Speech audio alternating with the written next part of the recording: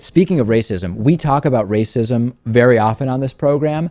And most often we're talking about systemic racism or racially tinged policies or ways in which laws or policies are applied in racially discriminatory ways. But every once in a while, we have just a good old-fashioned racist. And Republican Maine Governor Paul LePage is exactly that. You might remember back in January, I told you that he talked about drug dealers coming to Maine.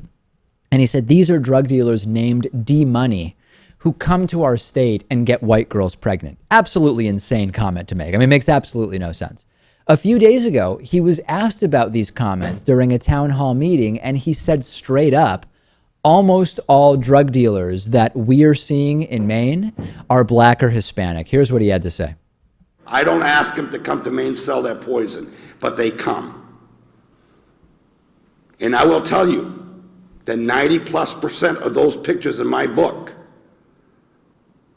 and it's a 3-ring binder, are black and Hispanic people from Waterbury, Connecticut, the Bronx, and Brooklyn. I didn't make the rules. I'm just telling you what's happening.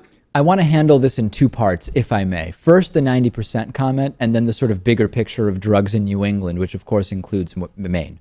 Number 1, white people are statistically more likely to sell drugs than black people. We know this, okay?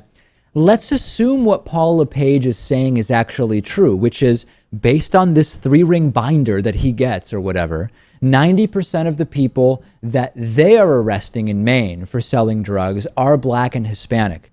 All that proves is that Maine is disproportionately punishing black and Hispanic people for a crime disproportionately committed by white people. If I were Paul LePage, I wouldn't go around bragging about this. And the ACLU has picked up on this. They filed a public records request to try to get a hold of this 3-ring binder he mentioned. And I would be very interested in taking a look at that.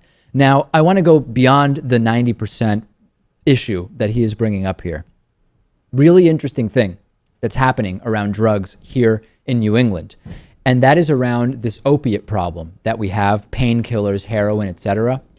With crack cocaine, the users were caricaturized, associated as typically being black. So you saw most of the racially tinged comments around crack cocaine and that epidemic focusing on the nature of the users being non-white. However, that line doesn't really work with the opiate epidemic because the users of opiates in New England, in the midst of this crisis, are actually disproportionately white. So Paul LePage and others have shifted focus from the users, who in this case are disproportionately white, to the caricature of the dealers, which Paul LePage says are black, but we know by and large nationally are actually white. Either way, whether we're talking about the users or the dealers, people like Paul LePage figure out a way to focus only on the non-white people. Yeah, I assume that this binder is the same binder that John Kerry, made by the same person that John Kerry's binder full of women was made by. Mitt Romney, not John Kerry. Sorry, Mitt Romney. But imagine if Kerry, as Secretary of State, was walking around with that binder full of women. Seems like something more apropos of Anthony Weiner, by the way, if you've seen the news today. Okay, that's my analysis of what Paul LePage said. One more note on this. Paul LePage makes news for his wild public statements about race. But the real tragedy is the policies that Paul LePage puts into place. I don't want to miss an opportunity to just focus on these sort of shocking individual acute comments because, to be perfectly frank, if Paul LePage was a strong progressive governor, I would be way more willing to excuse ignorant, isolated comments that wouldn't necessarily reflect on policy. Although the fact that 90% of the people that they claim to be arresting for selling drugs are black and Hispanic is certainly related to policy. Paul LePage is a terrible, terrible governor. He worked to repeal the ban of bisphenol A, which we know is absolutely toxic and carcinogenic to humans. He made a proposal to change the educational system to allow public education funding to go to religious schools.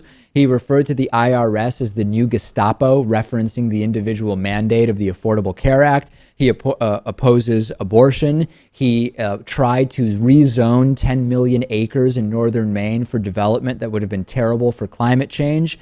Paul LePage is a dangerous extremist, Maine voters should get him out. And while these racially insensitive and outrageous comments understandably get him into the news, let's not lose sight of the reality that it's actually Paul LePage, his policies that are really dangerous and a reason to get him out. If it's the insane comments that puts him into the spotlight and allows me to remind you of how Maine voters need to go out and get this guy out of office, then I'm willing to accept that. But let's remember that the policies are way worse than some racist and insane comments that the guy makes.